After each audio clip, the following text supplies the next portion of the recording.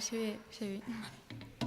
Bueno, quería empezar dando las gracias por permitirme estar aquí para exponer esta presentación con un tema que es a la vez que numismático, también histórico, mitológico, religioso. Me interesa sobre todo los mitos de fundación ciudadanos, como es ahora mismo el caso de la ciudad de Cartago, fundada por Tiro, y del que voy a ir exponiendo a través de una serie de misiones monetales como un poco esa historia que nos van contando. Casi todos los emperadores, tanto la dinastía severa como los que siguen hasta Galiano, publicitan una serie narrativa del circuito fundacional de la ciudad de Cartago. Dido, aquí podemos ver a Dido, Elisa como oficiante o futura oikistes de lo que sería la ciudad de Cartago. Y aunque no nos indica, es incierto que veamos el nombre no nos dice que es Dido. Gil sí que fue el primero que señaló, y hay muchos numismatas que están de acuerdo, que este tipo de reverso mitológico puede identificarse con Dido. Esta identificación sugiere que tal vez es Dido escapando de la ciudad de Tiro y viajando por el norte de África, donde pudo supervisar la construcción de Cartago, como vemos también en otros reversos tirios. En la moneda fenicia de la derecha vemos lo que podría ser Dido, pues con sus dos acompañantes yendo en una barca en camino a buscar dónde poder asentarse. Dido era hija del rey Mudgo de Tiro, hermana de Pigmalión, quien al suceder a su padre como rey mandó matar a Siqueo, el marido de Dido, en un intento de apoderarse de sus inmensas riquezas. Fue con un numeroso grupo de amigos y seguidores y logró escapar de Tiro, llevando consigo los tesoros de Siqueo. Tras el asesinato de su marido, Dido huyó de Tiro a Egipto.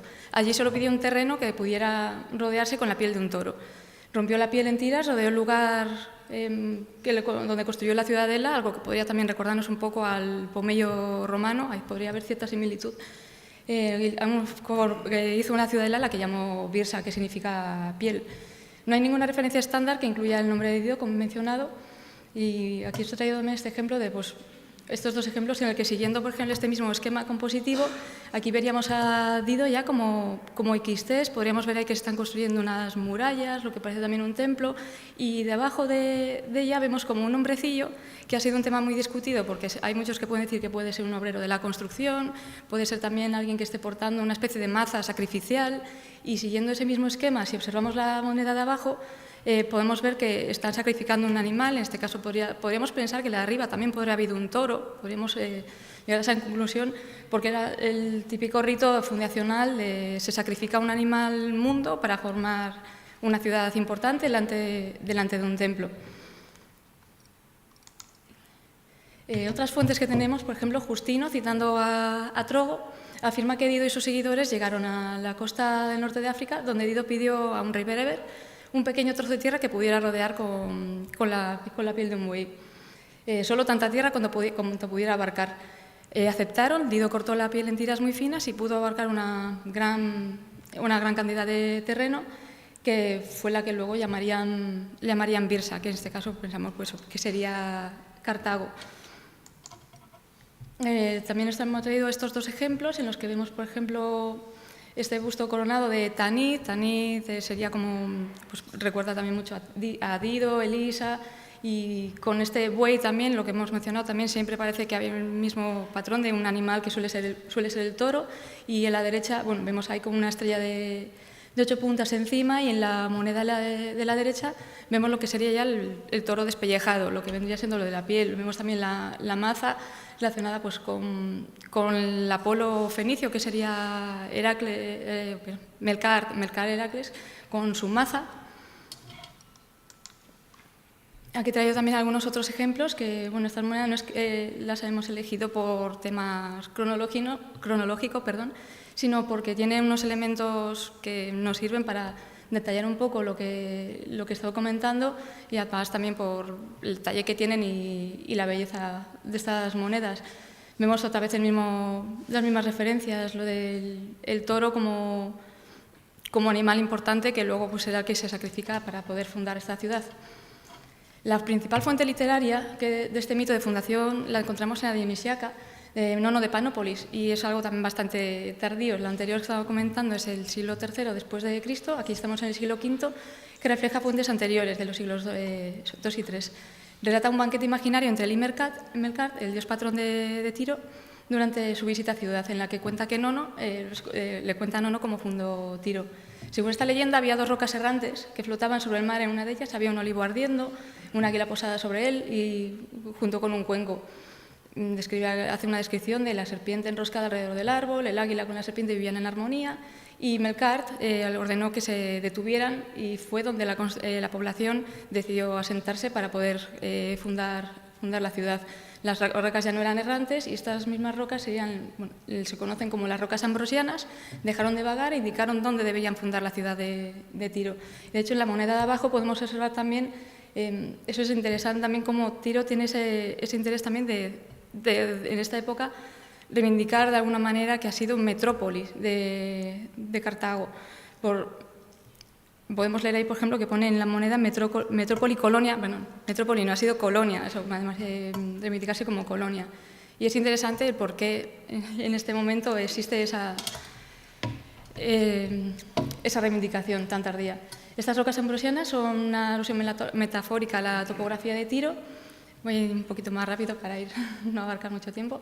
Estas rocas fueron después unidas también a tierra y están como replicando también el mismo patrón a la hora de construir, que son estas dos porciones de tierra que están unidas entre sí, que al final también fueron unidas a tierra firme por Alejandro Magno.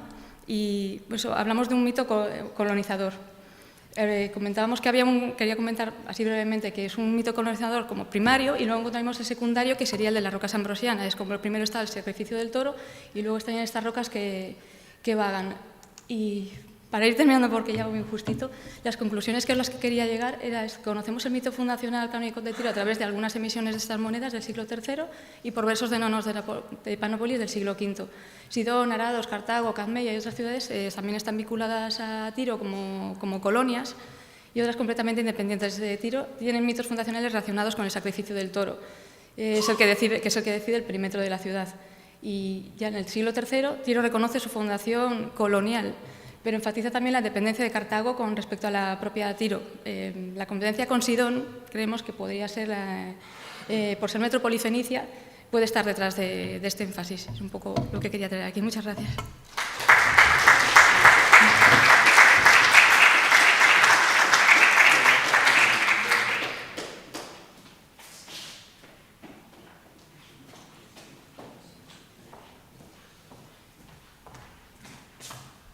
Bueno, mientras se proyecta el PowerPoint, no sé si me cuenta el tiempo o no, pero lo voy a consumir dando las gracias a la organización y, por supuesto, a Erea y a Agar también. Entonces, aquí se pasa, ¿no? Bueno, este es el título y quién soy. Acabo de intervenir, con lo cual empiezo directamente. Bueno, el tema de mi breve intervención, que hago en colaboración con el arqueólogo municipal de Cártama, nuevo ejemplo de esas colaboraciones, ¿no? Para avanzar en determinado tipo de estudios numismáticos con una fuerte base arqueológica, es el análisis de la cronología de la primera emisión de la ceca de Málaga, fundamentada en algo que normalmente y por desgracia se carece habitualmente en los estudios numismáticos, que es cronología con base arqueológica. Evidentemente la metrología, incluso las iconografías, la metalografía, pero qué duda cabe que hallar monedas en contexto, y sobre todo de las series preimperiales o preaugusteas, pues sigue siendo un tema muy difícil. Y en ese contexto, muy cerca de Málaga, está la ciudad de Cártama,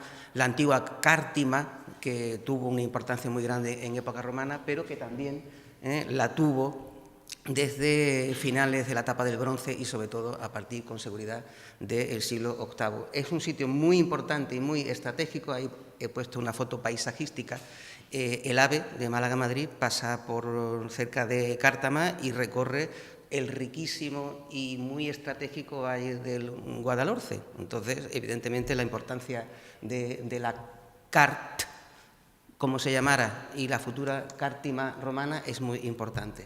Los niveles antiguos no nos interesan para este caso, no hay monedas, con lo cual no interesa mucho en este foro, y como se ve aquí, entre finales del siglo IV, en fin, sobre todo a lo largo del siglo III, y luego en estos depósitos de relleno de una estructura muy interesante, en plano está ahí figurada, no se ve mucho, en la parte que se vincula a esa flechita gris, pero sobre todo en la ilustración de la derecha se ve muy bien parte de una gran pared de aterrazamiento, arriba hay estructuras ibéricas más antiguas y luego con una serie de contrafuertes muy interesantes.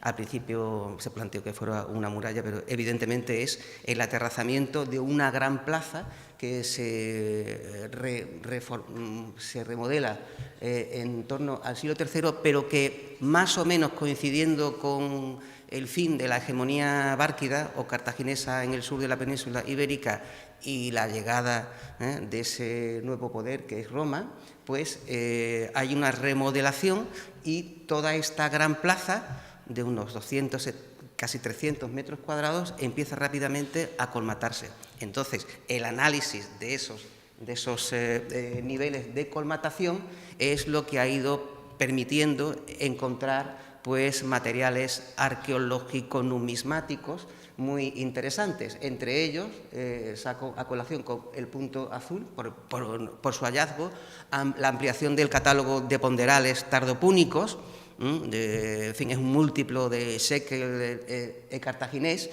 y bueno, se suma al recientísimo que hemos documentado hace nada, pero sin estratigrafía arqueológica, un poco removido, en las excavaciones del Cerro del Villar. Es decir, son muy parecidos y son del mismo ambiente también de los que se encontraron hace ya mucho tiempo las excavaciones de Málaga. El plato fuerte, obviamente, es el tema numismático y en concreto de las monedas de Málaga. Veremos que hay algunas más, pero no muchas, y sobre todo a mí me interesa recalcar el asunto, primero, de los materiales arqueológicos que son datantes, como son las cerámicas púnico-helenísticas de tipo cuas, las campanienses de primera etapa, en fin, la primera mitad del siglo II, y luego las más locales iberopúnicas que no tienen una datación muy concreta. De las más de 90 piezas que se han documentado, de momento, las que se han conseguido restaurar, y eso enlaza con lo que se ha dicho, ahí duerme en el sueño de los justos o de las justas un lote monetario ciertamente significativo, pero algunas, no muchas, pero lo suficiente como para que estén en esas unidades estratigráficas en niveles que están datados arqueológicamente en el siglo II, incluso llegan al siglo I, pero que luego cuando vemos los materiales cerámicos y los materiales numismáticos, pues nos están comentando algo muy típico que ocurre en la documentación arqueológica, que yo cojo niveles de tierras o ambientes de uso de finales del siglo III y lo arrojo en la primera mitad del siglo II, flash, ¿no? Y entonces lo que me llevo, básicamente, y lo que en teoría me data, es una cronología del momento en el que ese suelo de ocupación de la parte alta de la plataforma, de la terraza, pues no sirve, hay una remodelación urbanística y se arrojan esos materiales cerámicos y en este caso numismáticos. ¿Qué aparece en algunas de estas mismas unidades estratigráficas? Pues nuestras queridas, y hablo también por la moderadora, no sé si eso me servirá de algo, Marta Campo, nuestras queridas moneditas de Málaga, tan feuchas las de la primera serie, pero muy súper interesantes, asociadas a monedas hispano-cartaginesas. Se insinúa ahí la cabeza del caballo en reverso, y que está en ambiente de ese contexto tardopúnico tan interesante, y luego pues se insinúa, y bueno, la proa de reverso sí, y ahora el jano bifronte del anverso no mucho, pero claro, son piezas bastante gastadas que por su metrología podían ser de las primeras series anónimas o entrar ya en esta de los años 80 y 70 del siglo II, asociadas de nuevo a estas moneditas que tradicionalmente se habían estado datando de manera, digamos, cronohistóricamente. Los cartagineses terminan en Ilipa, se van, salen corriendo, y a partir de ahí prácticamente las series púnicas o hispanopúnicas, tanto de Málaga como de Gadí, pues eso termina todo a finales del siglo II. 2 minutos, ¿no? 5. Uf. Bien, bueno. 2.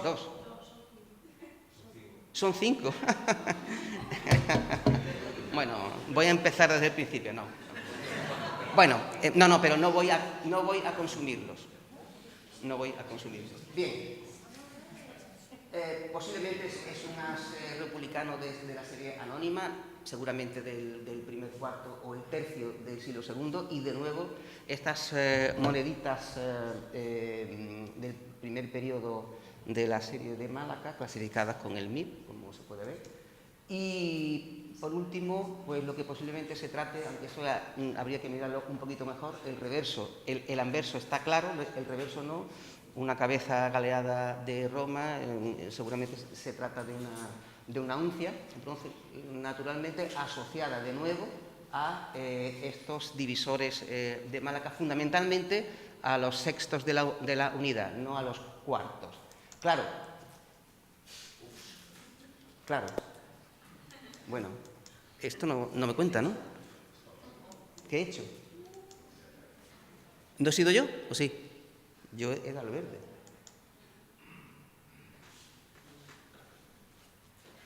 Menos mal que tenía aquí. Eso.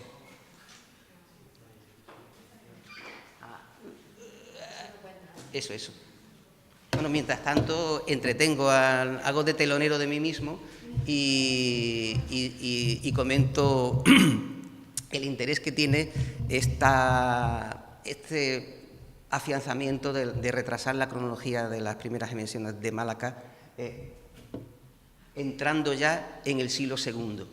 Luego va a aparecer una diapositiva así, con un título un poco así como más literario, como estos títulos modernos que ahora se ponen en algunos artículos para que hagan más gracia, en el sentido de que no tanto Ilipa y sí Catón, ¿no? Es decir, menos 206 o 204 y más... perfecto. Y más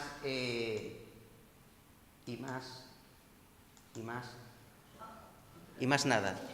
Bueno, quedaban 2 imágenes y yo, como me lo sé, lo comento rápidamente. Una de conjunto, que es la ordenación, la secuencia de las emisiones de Málaga, las hispanopúnicas, como es lógico. Estas moneditas, cuartos y sextos, que se caracterizan por esa cabeza que en las primeras series se ve muy bien, en los cuartos con un shent, una corona egiptizante, y en el reverso pues una estrella de variable número de rayos, como normalmente se cataloga. Cuartos de la unidad, y luego los sextos es lo mismo, con unas estrellitas que pueden variar. Son sextos, y luego la técnica de acuñación es muy fullera, recortadas, los cogeles recortados.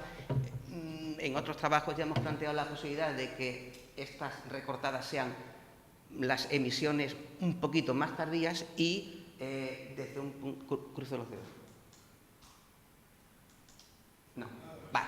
Y desde un punto de vista cronológico se ve claramente cómo las estratigrafías que se van conociendo a principios del siglo II todavía están circulando abundantemente estos divisores, y lo importante, presencias y ausencias.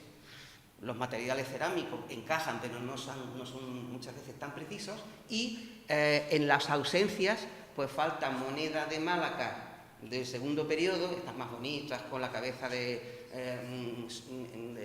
aureolada de rayos en el reverso y el vulcano o Hephaestos en el anverso. Esas no están por ningún lado. No han sido fabricadas todavía, y desde Málaga a Cártima se van dando en mediodía o un día, con lo cual esa proximidad asegura que esas ausencias pues sí que tienen algo que decir a este respecto. Y la última imagen es de un reciente trabajo a propósito de vincular la cronología, bueno, la metrocronología de las series de Málaga y las de Gadí, como hay un momento en el que tanto Málaga como Gadí, como seguramente también Sex, pues acompasan su metrología, porque las primeras emisiones de época ya, digamos, romana, todavía tienen una equivalencia metrológica bastante significativa con las últimas de la serie propiamente púnica.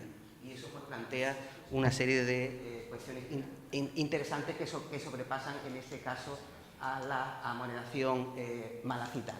Bueno, por si acaso, chas, pon, y nada, adiós.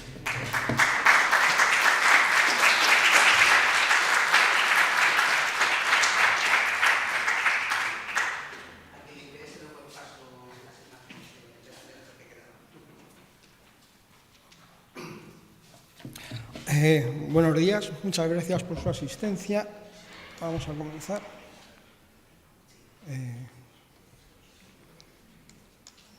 Bueno, si queremos.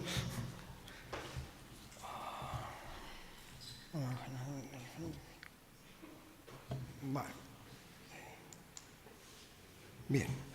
En 1926 vio la luz La moneda hispánica, una obra de Antonio Vives y Escudero muy esperada por Luis Ferval y Campo, que sin embargo no cumplió con sus expectativas, generándole una profunda decepción, que subió al punto de leer los párrafos dedicados a las monedas de Ibiza. Esto le motivó a tratar de incrementar con sus investigaciones el estudio de algunas series.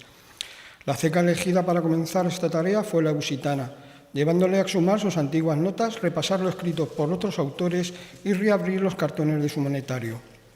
Por entonces, Luis Ferval logró reunir más de 300 monedas ebusitanas, procedentes unas pocas de hallazgos personales, bastantes otras de compras y muchas del inapreciable obsequio de un cariñoso amigo que los adquirió de primera mano en Ibiza. De ellas, Luis Ferval escogió un ejemplar representativo de cada tipo, eligiendo cuando era posible los que estaban en mejor estado, seleccionando un total de 42 monedas, una de ellas reacuñada en albata. Ejemplares que el 8 de febrero de 1934 cedió al recién creado Museo de Arte Antiguo de Belver, hoy Museo Castel de Belver. El resto de piezas, salvo 18 monedas que donó en 1928 a la Sociedad Arqueológica Lluliana, desconocemos qué sucedió con ellas. Siguiendo la obra de Luis Vives, estableció una periodización de las monedas ebusitanas en 5 series que publicó entre 1928 y 1929 en 2 artículos del tomo 22 del Boletín de la Sociedad Arqueológica Lluliana. Los comentarios que realiza, la descripción de las piezas y los dibujos que ilustran algunas de ellas han permitido identificarlas dentro de la colección. La primera serie de Ferval estaba compuesta por 3 monedas anepígrafas, un trimióbolo de plata y en bronce un calco y un hemicalco. De esta serie la colección cuenta únicamente con un cuarto del grupo primero 1 de Campo. La segunda serie, también anepígrafa, las 13 emisiones de Vives, Ferval las reduce a 10, 4 de plata y 6 de bronce. De esta colección, la colección cuenta con 9 ejemplares, 1 del grupo 3 de Campo y 4 del grupo 12, 3 del grupo 11, uno de los cuales presenta una variación conocida al representar el toro embistiendo, el toro está aquí que no veo, embistiendo a la derecha y en la parte de arriba 2 puntos en horizontal. Dentro de esta serie, Ferval incluye el segundo hemidrama del Tesoro de Mogente, una pieza cuyo reverso posee una particularidad al tener un punto. Bien. Al tener un punto sobre el toro que avanza a la izquierda, una novedad que no se había detectado en otros ejemplares. ¿Cómo adquirió el hemidrama? Lo desconocemos. Entre 1907 y 1911, durante la estancia de Ferval en Albacete, como catedrático de lengua francesa, se produjo el hallazgo del Tesoro de Mogente. Como es sabido, una parte de dicho tesoro fue adquirida por el albaceteño Sánchez Jiménez y la otra, donde estaba esta moneda, por Luis Gestoso, quien la publica en 1910. La parte del gestoso se dispersó en el mercado, algunas de cuyas piezas pasaron a integrar las colecciones del Instituto Don Juan de Valencia y del British Museum, desconociéndose el paradero de las restantes. No obstante, dado que Luis Ferval se hizo con una de ellas, es probable que las demás fueran vendidas por unidades o pequeños lotes a coleccionistas más modestos. La tercera serie, Ferval recoge una veintena de tipos, estableciendo marcadas diferencias con los 24 de Vives, principalmente al excluir los tipos 17, 18 y 19, que no estima Busitanos y que actualmente se consideran itálicos. Sin embargo, desoyendo a la mayoría de autores, atribuye los cuartos saguntinos del tipo Venera Delfín a Ibiza, donde se encuentran con frecuencia y de donde proceden los de su colección.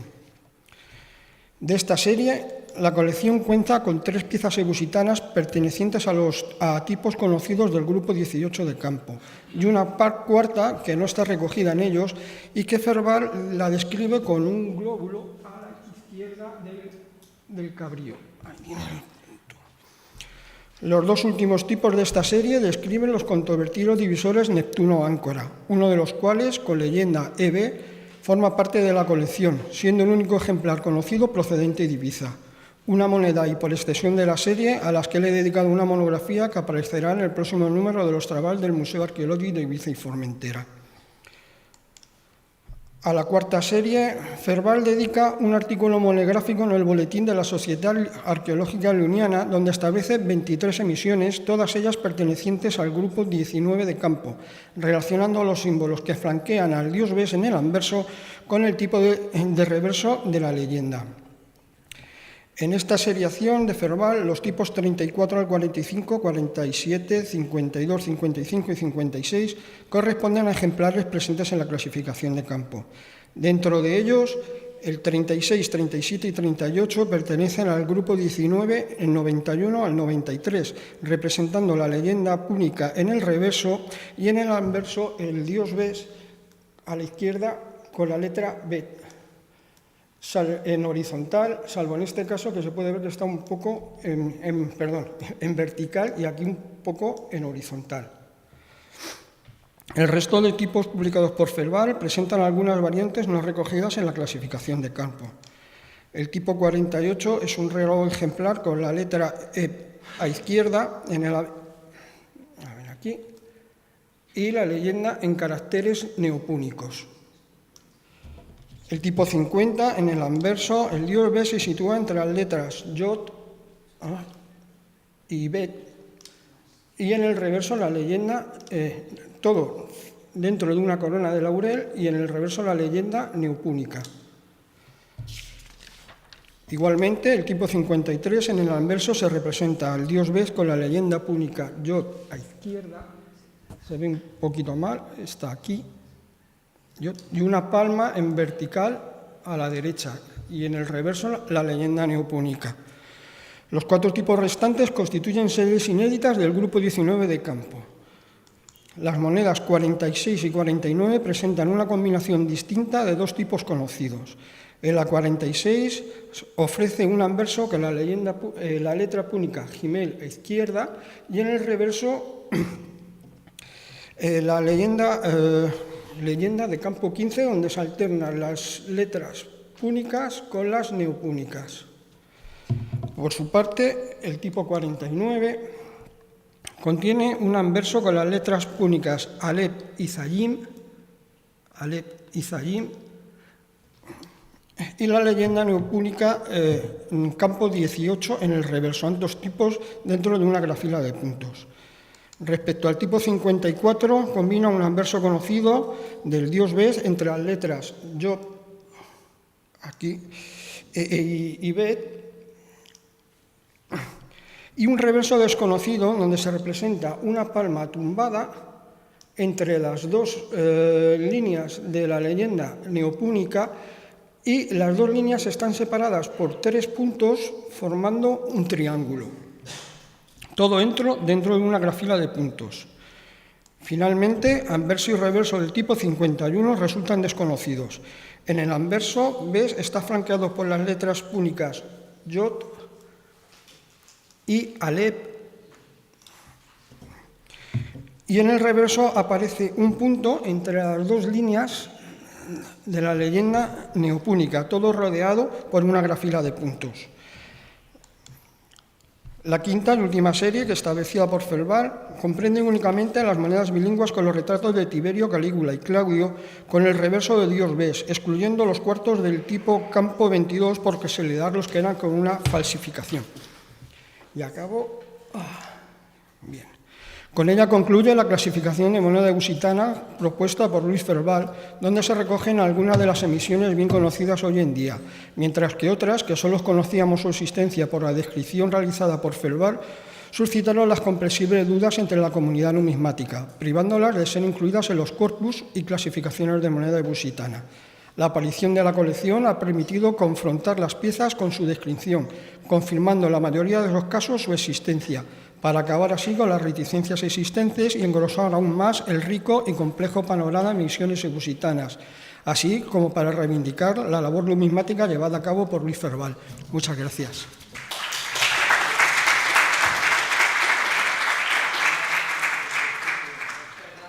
Es que no estamos seguros si José Ortiz está en la sala o no.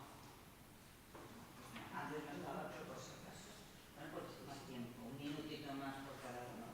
Pues ahora tiene la palabra Elena González.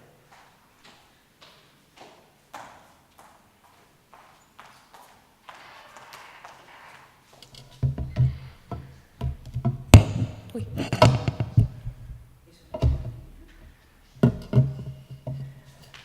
Bueno, en primer lugar, quiero dar la enhorabuena a la organización del Congreso, a la que agradezco la oportunidad que me ha brindado de exponer los resultados de nuestra investigación, y también me gustaría agradecer a la moderadora de la sesión por su amabilidad y a todos ustedes por su asistencia.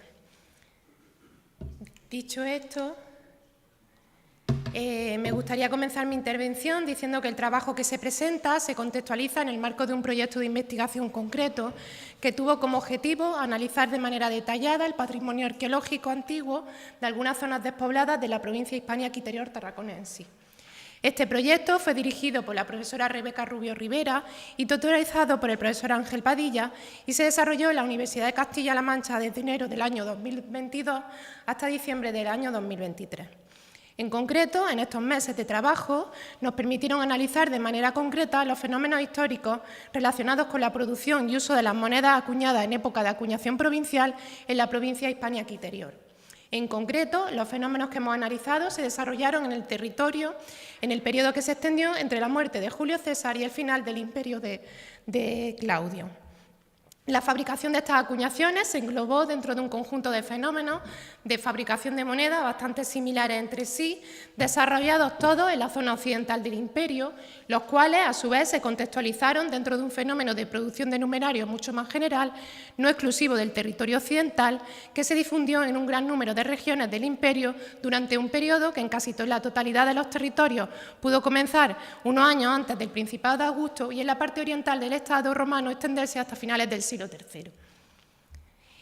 Y diferenciamos una región de otra, es decir, la occidental de la oriental, porque las dinámicas de producción y uso de ambos territorios fueron completamente diversas. Primero, por la propia época de desarrollo, que fue mucho más prolongada en el territorio oriental. Segundo, por la propia producción, pues fue mucho más escasa en las zonas occidentales. Tercero, por los propios valores acuñados, que se relacionaron casi exclusivamente con la moneda de bronce en Occidente y con la moneda de plata y bronce en Oriente. Y cuarto, por las leyendas utilizadas en las monedas, siendo sobre todo latinas en las provincias occidentales y sobre todo griegas en las orientales, con algunas excepciones, como hemos visto en la aportación anterior. Y fue precisamente en la zona occidental del imperio en la que destacó una provincia, la Hispania Interior, pues en ella nos encontramos la producción más dilatada en el tiempo, con un mayor número de cecas emisoras, dando lugar tanto a fenómenos identitarios especialmente particulares como a relaciones de producción muy originales y a fenómenos de uso especialmente significativos. Es precisamente la importancia que pudieron tener los fenómenos histórico-arqueológicos vinculados con la producción de moneda provincial tarraconense lo que nos haya llevado a plantear una propuesta como la que aquí se presenta. Pues hasta la fecha han sido muchos y muy importantes los trabajos que han intentado aproximarse a estas dinámicas.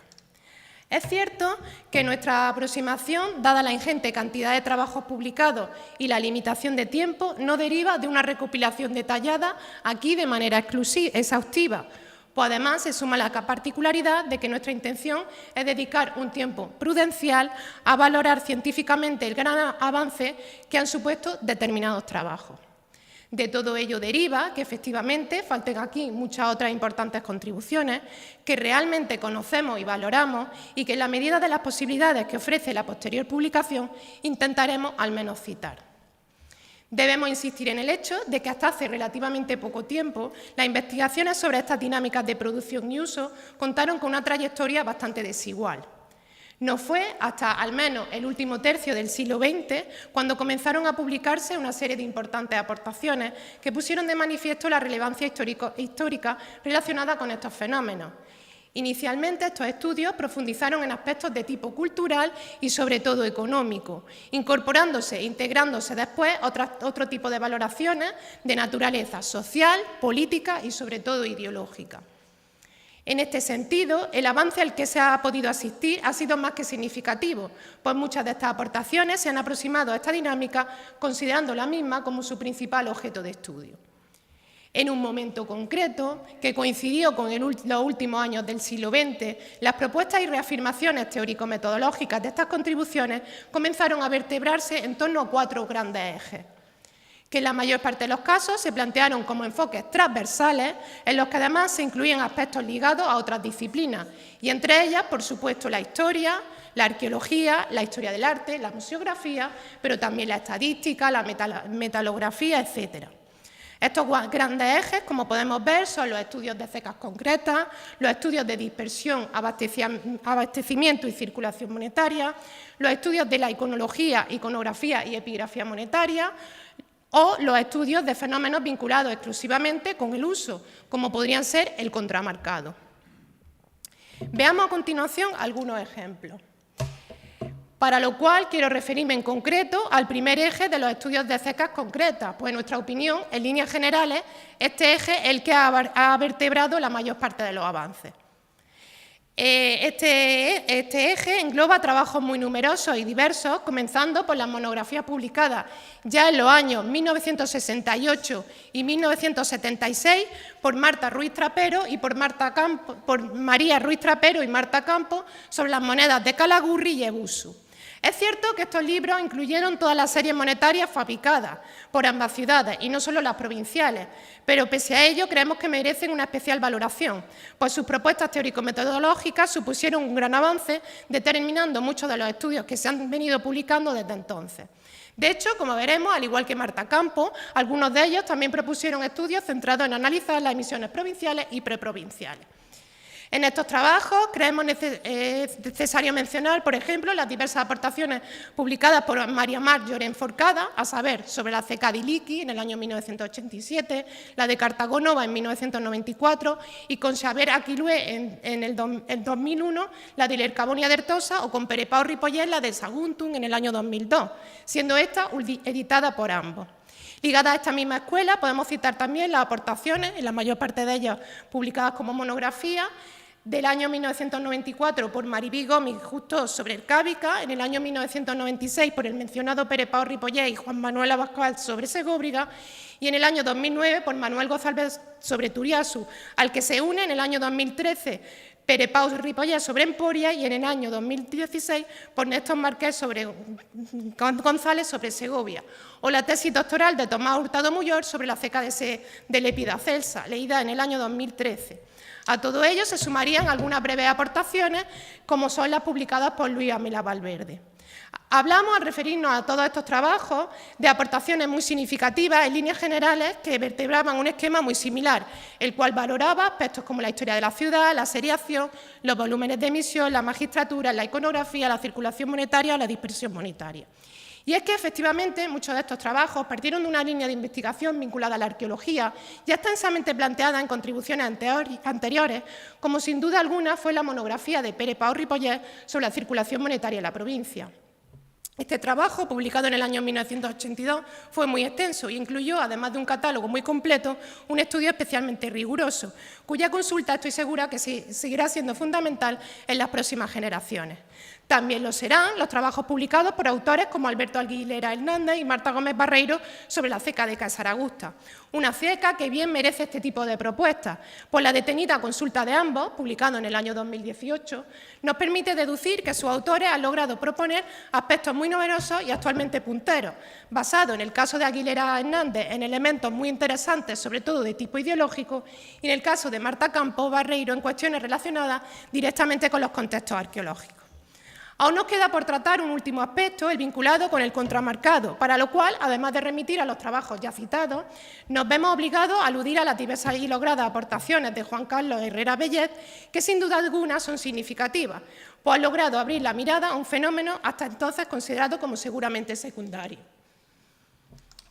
Y termino diciendo que aunque la práctica historiográfica sobre este tema se ha extendido y se ha especializado como una línea de investigación más que pujante, fructífera y coherente con los distintos enfoques metodológicos desarrollados en los últimos años, lo cierto es que, llegado a este punto de nuestra conferencia, creemos que conviene mencionar que los avances desarrollados han dado lugar a un nuevo problema, pues cualquier avance determina nuevas necesidades y, en nuestro caso, debemos insistir en el hecho de que todavía hoy en día carezcamos de un trabajo interpretativo, compilación o base de datos de referencia que permita esbozar algunas conclusiones de tipo general, y que siendo de la anterior, de modo que debemos recurrir a trabajos importantes como son el RPC o su derivación hispana publicada por Perepau Ripollet en el año 2010.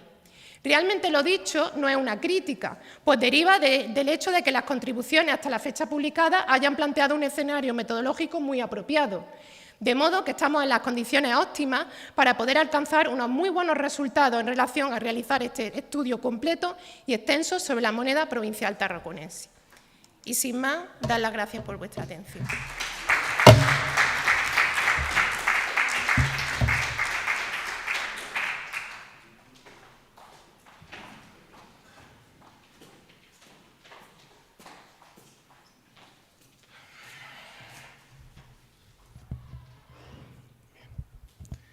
Buenos días, señoras y señores. Muchísimas gracias a la organización del Congreso y a todos ustedes por su asistencia. Y sin más, voy a dar comienzo. El ascenso de Tiberio al solio imperial no supuso de ningún modo una ruptura de las líneas maestras que habían regido la política propagandística monetaria estatal durante el gobierno de Augusto. Al contrario, como pueden apreciar ya en esta primera diapositiva, se optó por una continuidad que se tradujo en el empleo de muy pocos tipos iconográficos para los reversos, prácticamente la totalidad de ellos están en la diapositiva, y además la mayor parte extraídos del repertorio augusteo previo. Por un lado, estos diseños contribuyeron a la construcción de la imagen pública de Tiberio como un Optimus Princeps e Imperator victorioso, y por otro, a la formulación y formalización de la continuidad dinástica e institucional que emanaba del divino Augusto. Sin embargo, este panorama numismático dio un vuelco en 22-23 después de Cristo, cuando la Ceca de Roma puso en circulación una emisión en la que, a partir de nuevos diseños iconográficos, se glorificó a la Domus Imperial y a la línea sucesoria que Tiberio hacía recaer por entonces en su hijo natural, en Druso el Menor, y en su estirpe. Dadas así las cosas, el objetivo de esta contribución no es otro que el de valorar en todas sus dimensiones el impacto que esta emisión estatal tuvo en el conjunto de las cecas hispanas. En efecto, la emisión estatal que nos ocupa está conformada por varias series que exhiben 8 nuevos tipos iconográficos más el preceptivo retrato imperial de Tiberio, en total 9. En la figura número 1, en esos estercios, vemos el tipo del divino Augusto sedente, reproduciendo seguramente la estatua colosal que Livia y Tiberio, por este orden, levantaron en las proximidades del Teatro de Marcelo. En el sestercio número 2, la tipología de Tiberio Sedente, exaltando su munificencia en la reconstrucción de 12 ciudades de Asia Menor devastadas por un terremoto en el año 17, o el Carpentum, abajo en la figura 3, que se ha puesto en relación con la supplicatio decretada por el Senado el 22 después de Cristo ante la enfermedad de Livia, o los retratos de Pietas en el Dupondio número 4, Justitia y Salus en el 5 y 6 respectivamente, asociados o asimilados a Livia, a Julia Augusta, y contribuyendo así a la creación del modelo ideal de lo que toda Augusta tenía que ser y ligando a su figura la prosperidad y el bienestar del Estado. El retrato de Druso el Menor lo encontramos en los Ases, en la figura número 7, reafirmando y consolidando su posición de heredero y que además contaba con una continuidad asegurada con Germánico y Tiberio Gemelo, cuyos retratos vemos en los sestercios en la figura número 8. En lo que afecta a las cecas hispanas, 6 de ellas adoptaron 4 de estos 9 tipos iconográficos en un total de 17 series locales. La cronología nos sitúa preferentemente en el Principado de Tiberio, aunque no solo en él. El fenómeno afectó a colonias más que a municipios y desde el punto de vista geográfico a cecas localizadas en la Tarraconense, siendo un fenómeno mucho más testimonial en Lusitania y, a mi juicio, desconocido en las Béticas. Evidentemente, como pueden comprender, no me es posible presentarles cada uno de los casos, por lo que en esta exposición me limitaré a uno de ellos, en Tárraco, pero advirtiéndoles que la metodología ha sido exactamente la misma para todos ellos. Como todos ustedes conocen, algunas series de sestercios de la primera emisión de Tárraco, que tienen en la figura número 1, presentan la composición del divino Augusto, sedente en un trono, sosteniendo un cetro en la mano y una victoria sobre globo en la otra, junto con la titulatura excepcional de O Augusto, una composición que puede emparejarse o al conocido altar de Quintiliano, o bien al Templo de la Eternidad Augusta o a las siglas toponímicas de la colonia. Los dupondios de la emisión consecutiva, que corresponden a la figura número 2, perpetuaron ese binomio estatua-templo, pero introduciendo alguna modificación, pues ahora Augusto está aposentado en una silla curul y porta una pátera. Lo más seguro es que esté reflejando la estatua de culto vinculada con el templo tarraconense y, a su vez, el modelo monetario estatal de 22-23 que tienen de nuevo reproducido en la figura número 3. A nuestro entender, en todos los casos, lo que en la actualidad únicamente se admite para los dupondios, por representar con mayor fidelidad algunos de los elementos o de los atributos de estos arquetipos estatales. Ello, unido al conocido y temprano testimonio de Tácito sobre el templo de Tárraco, conduce a que la emisión de sestercios se sitúe cronológicamente entre el 15 y el 19 después de Cristo y la de los dupondios está así con posterioridad al 22-23. Pero esta cronología está forzando a que el arquetipo estatuario de Augusto divinizado se asumiera antes en Tárraco que en Roma, un hecho algo difícil de poder justificar. En este sentido, a mí, al menos personalmente, me llama la atención la unanimidad en la literatura científica a la hora de identificar en los ases que tienen en la parte superior de 15-16 después de Cristo como el referente de las composiciones femeninas sedentes en la parte inferior correspondientes a Augusta Emérita, Itálica o Caesar Augusta, referente, pero independientemente de los atributos que porte en cada una de las cecas, que son distintos. hecho que no se aplica en el caso de Tárraco. Por su parte, la victoria sobre Globo tampoco debe resultar extraña cuando Lugdunum y Roma acudieron a ella como uno de los elementos claves de legitimación del reinado de Tiberio, al menos en la primera parte de su reinado, mientras que en el contexto de Tárraco puede guardar relación con un posible calcídico a las virtudes militares de Augusto, de donde procede la lápida que tienen a la derecha, dedicada por la colonia a la victoria augusta. En definitiva, que la autorización para levantar el templo fuera en el año 15 después de Cristo, según Tácito, no implica que las emisiones de sestercios se iniciaran de inmediato. Máxime si tenemos en cuenta el precedente de las monedas de época de Augusto, que como pronto comenzaron en una fecha tan tardía como el 2 a.C.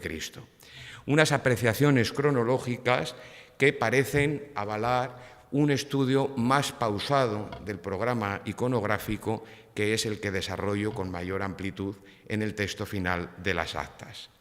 Por último, por más que el comportamiento de cada centro emisor obedeciera a dinámicas, a impulsos que no tienen por qué ser compartidos, resulta sintomático que Caesar Augusta, ceca a la que dedico esta diapositiva, asumiera otras imágenes de esta misma emisión estatal en un periodo muy concreto, entre el 28-29 y el 33-34 después de Cristo aproximadamente, lo que podría respaldar unas fechas más tardías para las series tarraconenses. Todo ello es lo que me ha llevado a preguntarme si estas monedas de Tárraco no serían emitidas cuando el aparato propagandístico del régimen ya había puesto en marcha la campaña protiberiana basada en la virtud de la providencia tras la eliminación de Sejano. Es decir, si estas monedas, además de celebrar el presente, celebran también el futuro recientemente recuperado por Tiberio, cuyo poder predictivo había salvado al imperio de la amenaza tiránica de Sejano. No es en este contexto donde puede encajar mejor el lema de la eternidad augusta a la que se asocia el templo. A estos y otros interrogantes son los que intentamos dar respuesta para cada uno de los 6 centros emisores a los que antes me refería, hispanos, con la intención de alcanzar unas conclusiones particulares y generales, cuyo adelanto o parte del mismo expongo en esta última diapositiva, y que afectan a estadísticas, porcentajes, cronología, valores, cara de la moneda asignadas a estas imágenes, pero especialmente a los emparejamientos de los que fueron objeto, porque estos, los pequeños cambios introducidos en algunos de los elementos de los arquetipos estatales o en la modificación de las leyendas a ellos vinculados, son los recursos, algunos de ellos, de los que se valieron las cecas de Hispania para adaptar la iconografía estatal a sus realidades locales, en base a los intereses propios de unas élites ciudadanas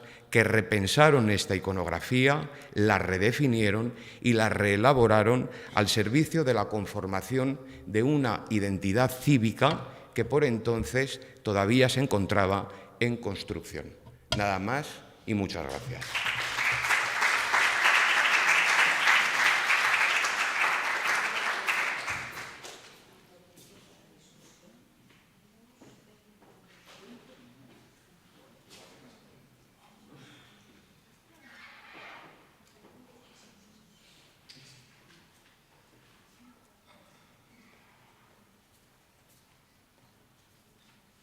Bien, pues muchas gracias a todos los intervinientes. Todos han aportado aspectos de la moneda antigua de Hispania interesantes que abren numerosos debates. Tenemos 20 minutos, que es todo un lujo dentro de este congreso, por lo cual quiero primeramente preguntar a los colegas de la sala si tienen alguna pregunta. Es que aquí hay un foco que está puesto contra Manolo, me parece, ¿no?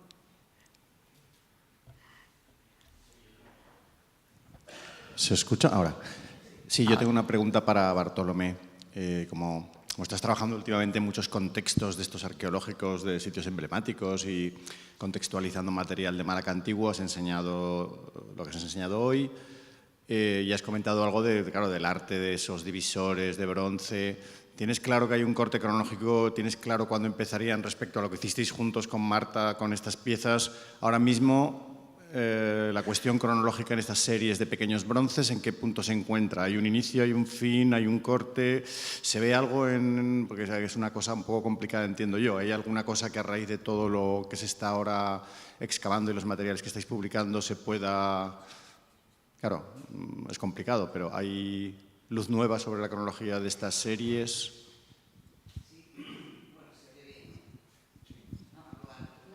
Perdona, Bartolomé, hay que hablar por el micrófono porque lo graban.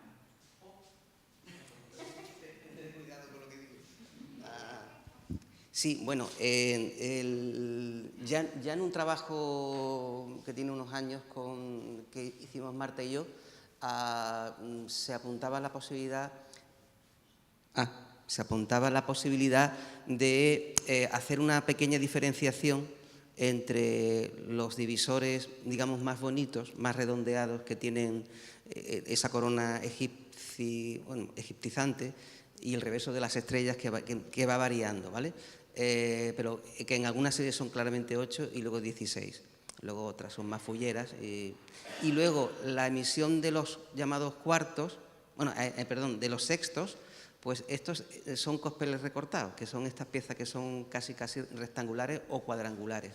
Vale, entonces dentro de esa emisión de los sextos, es decir, de los divisores peores, ya en algunos análisis, iba a decir de cuños no, porque no se pueden hacer, pero sí tipológicos y estilísticos, daba la impresión de que hay una fase final que afecta a los divisores menores, a los sextos, no a los cuartos.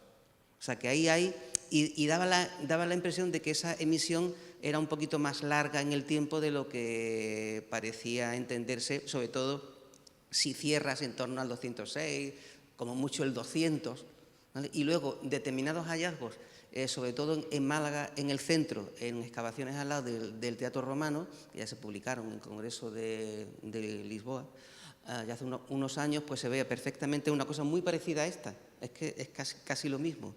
Hay unos niveles finales del tercero, pero que entran en el siglo II clarísimamente, pero no demasiado. No aparecen las emisiones de Málaga que nosotros creo que le dimos un 170 y algo. Las provincias, en fin, eso puede que no, pero desde luego no parece que sean 190, 180, porque es que no aparecen en contextos claros de principios del primer cuarto del siglo II, no hay, y son emisiones muy importantes, ¿vale? Con 4 grupos, es decir, y en Málaga o en Cártama o en Cerro del Mar, que está un poquito más lejos, pero están en su entorno, ahí ya la cosa, y luego pues la vinculación, claro, que se ha propuesto, es la revuelta que algunos autores, digamos, la defienden y otros la ponen en duda, que hay una carta de Elvio, del pretor, escribe a Roma diciendo: por aquí hay una rebelión también, no solamente en el noreste, cuando los íberos se dan cuenta de que cambian de collar pero siguen dominados por los romanos, sino que en la ulterior, Culchas, Luxinius, que son régulos de la zona, digamos, Córdoba-Sevilla, se alían, según Elvio, con las ciudades costeras fenicias de Málaga y de Sex. Y en esos contextos de las excavaciones de Málaga hay unos niveles claramente de incendio. Y por eso la posibilidad de como mínimo llevar estas emisiones o una ruptura, ¿vale?, hasta un poquito después de la pacificación de Catón.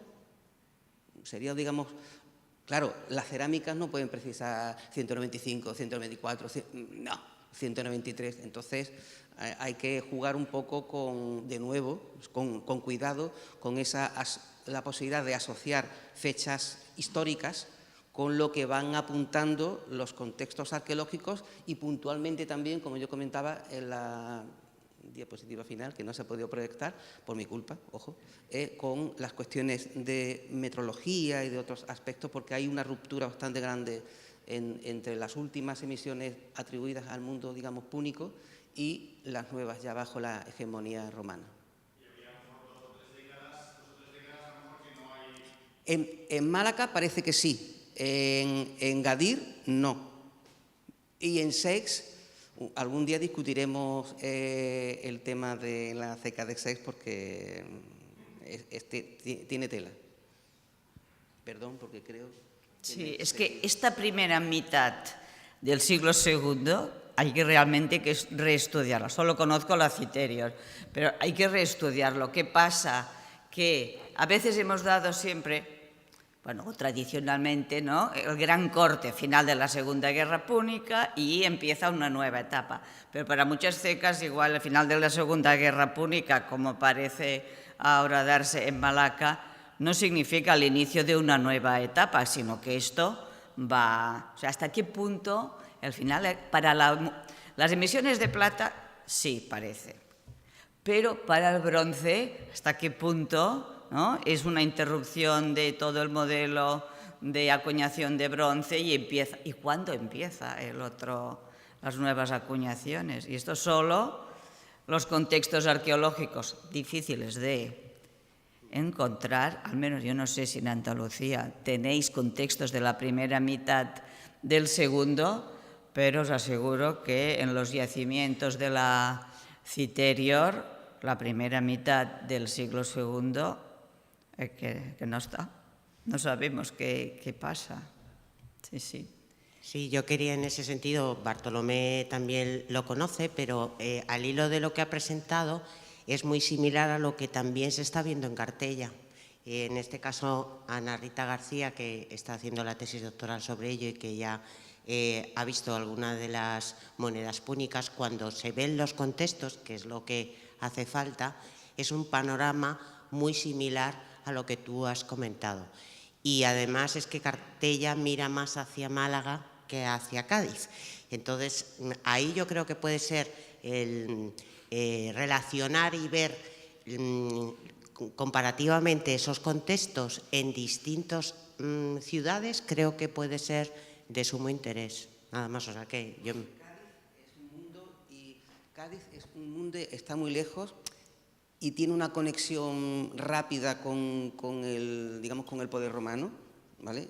Y bueno, y se continúa hasta los sestercios y los dupondios romanos provinciales, que eso es un unicum también.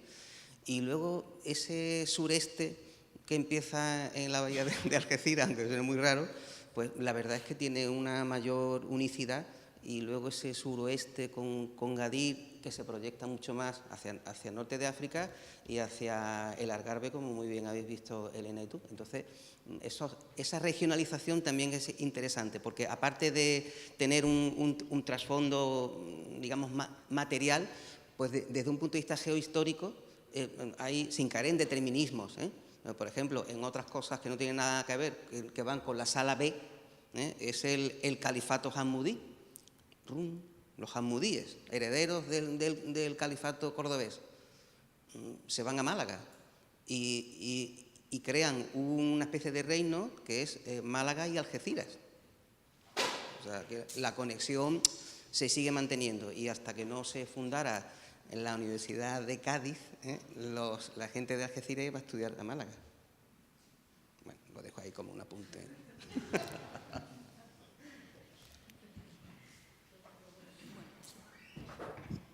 Quiero cambiar de tercio y irme a Tárraco. Felicitar al comunicador y con muchas ganas de leer tu propuesta. Y quizá te pregunto una cosa que está implícita, ¿no? Supongo que ya has repasado las excavaciones que se llevaron a cabo y tu propuesta pues caza perfectamente con la estratigrafía que se sumó en su momento y tal como lo planteamos hoy en día, ¿no? Y recordar también que esas monedas, que creo que cuando encontramos los cimientos del templo de Augusto, es el templo de Augusto, lo que está claro que 8 columnas no caben bien. Y eso también para reforzar lo que tú comentas, ¿no? Sí que es verdad que recordemos que en los rellenos constructivos del complejo Flavio, del Concilio, nos aparece el famoso dedo, que lo ves y lo ves en la moneda levantadito, ¿no? Como tiene que ser, que no toque, divinizado y tal, ¿no? Y eso nos tiene que hacer pensar también, porque conocemos por Quintiliano y por las monedas ese altar que dicen algunos que estaría en la parte cívica. Bueno, ¿y qué pasa con ese primer recinto? No sé si eso la numismática nos va a ayudar, ¿no? Pero bueno, más que nada, pues que agradecerte tu exposición porque me ha llevado a casa y que poder, bueno, repito, ganas de leerte y espero que sea un artículo de estos de que unamos, ¿no?, una comunicación, la arqueología con la numismática.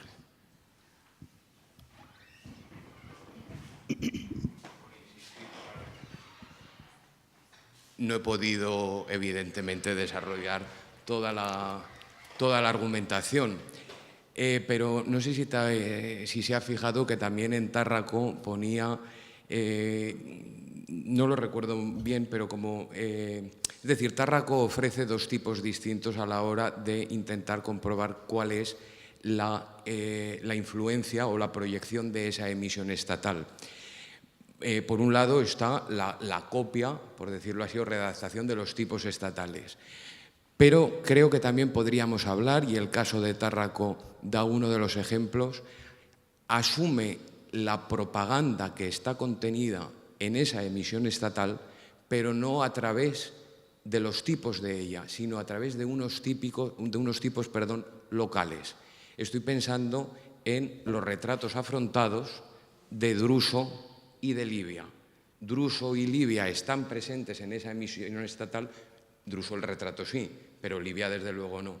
Y sin embargo Tárraco también asume la propaganda, pero a través de diseños que no están en la emisión estatal. Tárraco junto con Iliki es uno de los casos que asume, como digo, la propaganda, pero no la tipología monetaria. Yo tengo una pregunta para Santiago Padrino respecto a estos nuevos materiales aparecidos en la colección de Lluís Ferval. Me ha parecido que la moneda de plata de Busus que presenta de la colección Ferval puede ser del tesoro de Mogente, o él le parecía, o... Es que no hemos acabado de leer bien. Porque claro, Mogente es de estos tesoros míticos, ¿no?, de fundamentales. Sí, Ferval en el artículo por 2 veces dice que es de Mogente. ¿Lo afirma? Sí, en un primero dice, viene a decir, dice una pieza en el hemidragma, una está en Don Juan de Valencia y la otra en mi colección. Y luego en el texto, cuando está describiendo por qué hace la periodización, dice, y en el tesoro de Mogente aparecieron unas piezas y yo tengo una divisa. Entonces, por 2 veces, no es que sea una vez, es que es 2 veces la que afirma que la pieza es del tesoro.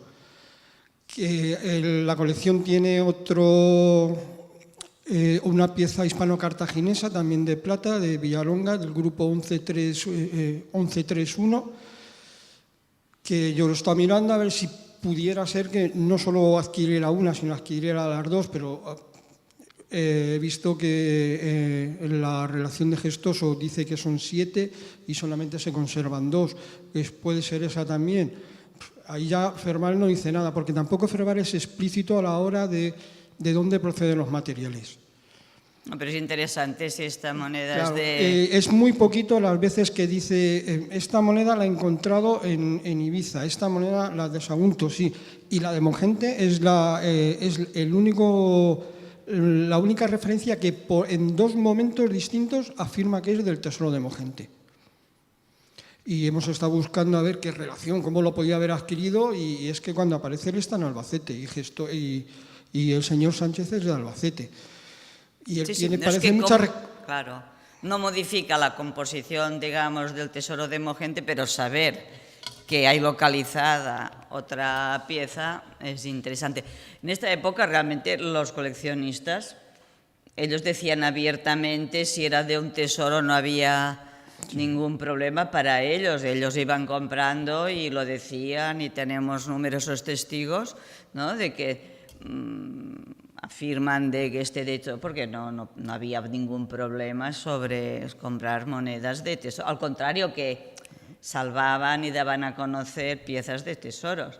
Y luego también, pues estupendo, porque parece que hay varias monedas inéditas para bien de la ceca de Busos, la ceca de Busos, si hay una ceca que el proyecto Moneda Ibérica tendrá que ir cambiando la numeración constantemente, yo creo que el primer premio se lo lleva Ebusus, porque fue una ceca que acuñó con tal desorganización y todo esto que siempre irán surgiendo nuevas variantes. Es que es algo que intentar, pero bueno, así están entretenidos. Bueno, variantes y tipos. En el Congreso de los Venidos Púnicos presentamos un tipo nuevo, el Tanitoro. Sí. Entonces, es que Ibiza es aparte. Sí, pero es que Ibiza constantemente está produciendo... A ver, que en el fondo es porque lo hacían fatal.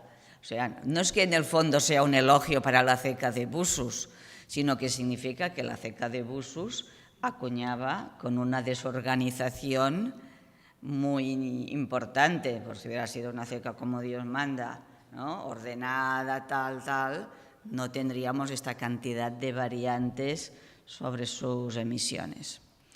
Bien, ¿alguna pregunta más, Fernando? Sí, yo le quería preguntar a Luz.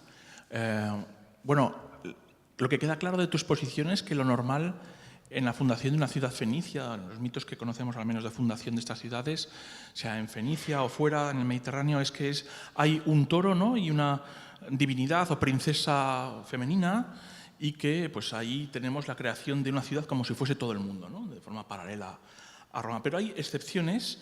Está muy claro pues, que en el caso de Gadir es una colonia y que tiene un mito diferente, pero en el caso de Tiro, que es una metrópoli, lo normal habría sido pues, un mito similar al de Sidón, ¿no?, el de un toro sacrificado por una divinidad o por una princesa.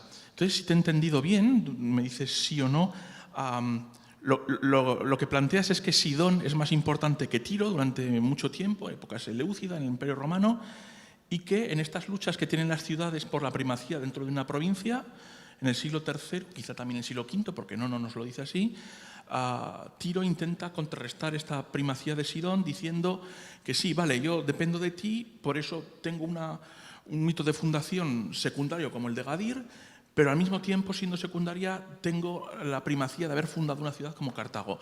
Entonces, mi pregunta es sí, no, quizás. ¿Es esto lo que he entendido? ¿Es eso? Porque si es así, a lo mejor Tiro tuvo otro mito de fundación anterior, más importante, que implicaría un toro y una princesa o una divinidad tipo Tanit, o podría haber 2 mitos de fundación, hay muchas ciudades que lo tienen.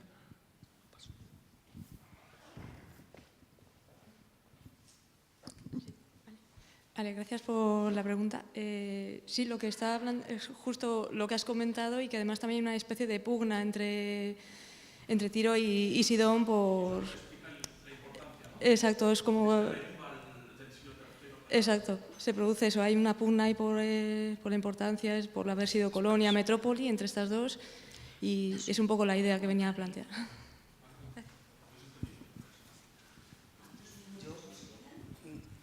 Un segundo. Uno, solamente uno. Bueno, a propósito de lo de Tiro y Sidón, una apostilla de la antigüedad. Si repasamos los textos en época fenicia arcaica, la parte sur de Fenicia se conocía como Sidón o Sidonios e incluía a Tiro, porque ya en un momento más tardío, desde principios del primer milenio, pues las tornas cambian y entonces Tiro se convierte en la gran metrópolis fenicia, sobre todo del sur. Es decir, que esa rivalidad que renace en época imperial romana venía de muy antiguo, y estas cosas no se olvidan. Entonces, esa pugna, evidentemente, en una época tardía, pues interesa reverdecerla, pero la importancia de Sidón, por ejemplo, en el siglo XI, XII o incluso antes, y a partir ya de Irán y todo esto, es Tiro la gran metrópolis, sobre todo para nosotros, ¿no? Pero en una lectura oriental eso no estaba tan claro, y las monedas lo explican muy bien. Muchas gracias. Bien, pues nos indican que hemos apurado el tiempo. Muchísimas gracias a todos los comunicantes, porque todos ellos nos han ofrecido importantes aportaciones a la numismática antigua.